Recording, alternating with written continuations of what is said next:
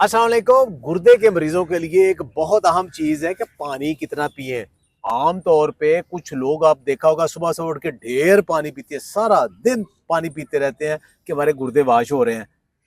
तो गुर्दे के मरीज एक स्टेज आती है, डॉक्टर उन्हें पानी कहते हैं बस कुली करके फेंक दें, इतना कम पानी।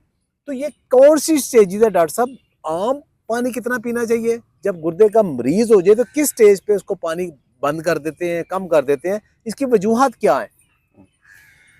सर, ये डिपेंड करता है कि जो आपकी बीमारी है उसकी स्टेज कौन सी है। एक जो सेहतमंद इंसान है वो मौसम की मुनासबत के हिसाब से आमतौर पे 1.5 से 2 लीटर या उससे इवन थोड़ा सा ज़्यादा भी जो वाटर इनटेक है वो कर सकता है।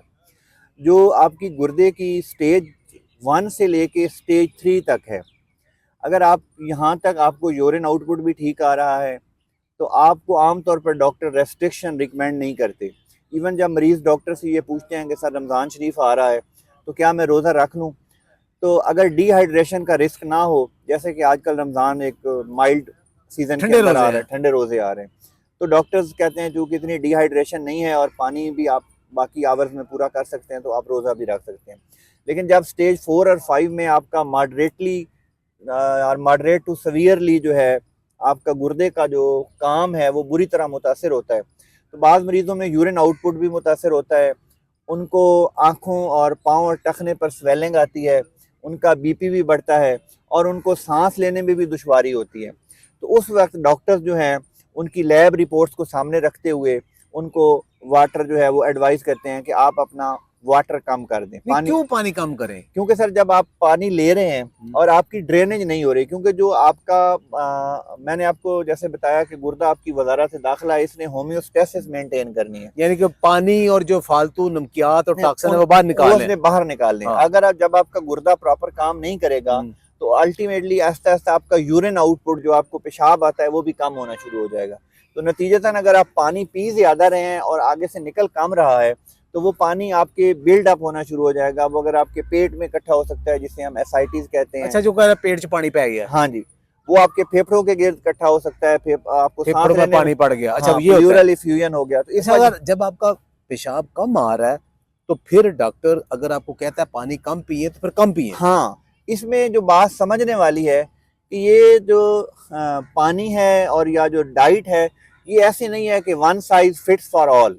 ये इंडिविजुअलाइज प्लान है जो आपकी डिजीज कंडीशन को, आपको गुर्दे के अलावा जो दूसरे अमराज हैं, आप उसके हिसाब से जो है वो डॉक्टर आपको प्लान तजवीज करता है। मतलब आपका नेफ्रोलॉजिस्ट जो आपकी रिपोर्टें देख के कहता है कि हाँ, इतना पानी पिए, उतना ही पानी पिए। आपने वो फॉलो करना है। और जब ये मरीज एंड स्टेज रीनल डिजीज या डायलिसिस पे चले जाते हैं तो फिर तो जो पानी की पाबंदी लगाना है कि आपने पानी का इस्तेमाल नहीं करना, ये तो एक मैंडेटरी है। मतलब तो हम बात कर रहे हैं कि अभी वो डायलिसिस पे नहीं पहुंचे, हाँ, लेकिन अगर अगर डायलिसिस पे पहुंच गए हैं फिर डॉक्टर जो एडवाइस करेगा बिल्कुल। उसके मुताबिक उतना ही पानी हाँ, पीना है। मैं यही बात फिर दोहरा दूं कि आप आमतौर पर स्टेज 1 से लेकर 3 तक यूरिन आउटपुट ठीक आ रहा होता है, मरीज को कोई इशू नहीं होता, तो आमतौर पे वाटर की जो रेस्ट्रिक्शन है वो डॉक्टर नहीं लगाते।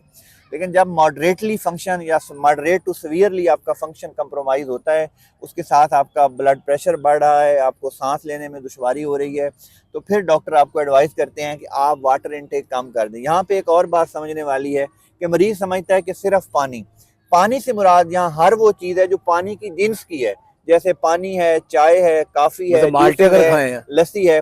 अगर आप माल्टे ले रहे हैं तो माल्टे खीरा में, ले रहे हैं। हाँ जी, अब इनके अंदर भी वो अल्टीमेटली ये रिच सोर्स ऑफ वाटर है। हम्म। और दूसरा, आप पूरा माल्टा ले रहे हैं तो आपको ये पता होना चाहिए कि इससे भी आपका वाटर इनटेक जा रहा है, तो आपने ये सारी चीज़ें जो है वो कैलकुलेट करनी है।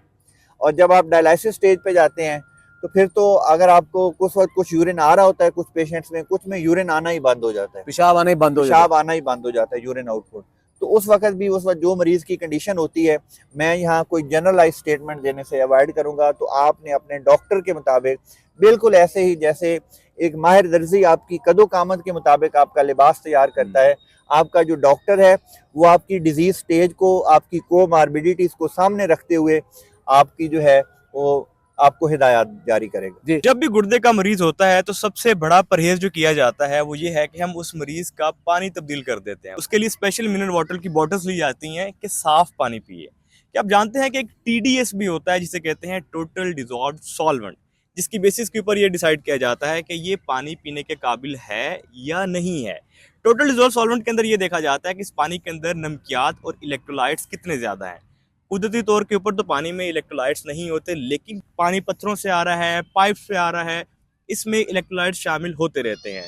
Sodium, calcium, potassium, chloride, sulphate, magnesium, ये सारे वो नमकियात हैं, सारे वो मिनरल्स हैं जो पानी में शामिल हो जाते हैं। चूंकि गुर्दे के मरीज़ के लिए पोटेशियम बड़ा सोच समझ कर इस्तेमाल करना होता है। अगर उसकी रिपोर्ट्स में ज़्यादा आ जाए तो कहीं ये ना हो कि हम पोटेशियम बाकी चीज़ों से तो कम करते जाएं, लेकिन एक हिडन कॉज जो पानी है उससे हम सारा पोटेशियम लेते जाएं।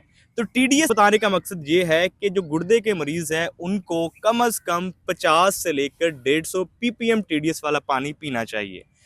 चेक करने का तरीका बहुत ही आसान है। एक आला मिलता है, उसको पानी के अंदर रखें, वो आपको वैल्यू बता देता है कि इस पानी का टीडीएस कितना है।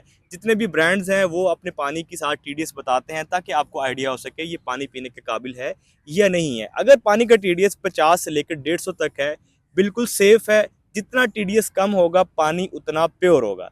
लेकिन याद रहे, इस पानी के इस्तेमाल के साथ अपनी लैब रिपोर्ट्स लाजमी करवाते रहें। ये ना हो कि हम गलत परहेज़ करते करते गुर्दों को ठीक करने की बजाय मज़ीद ख़राब कर दें।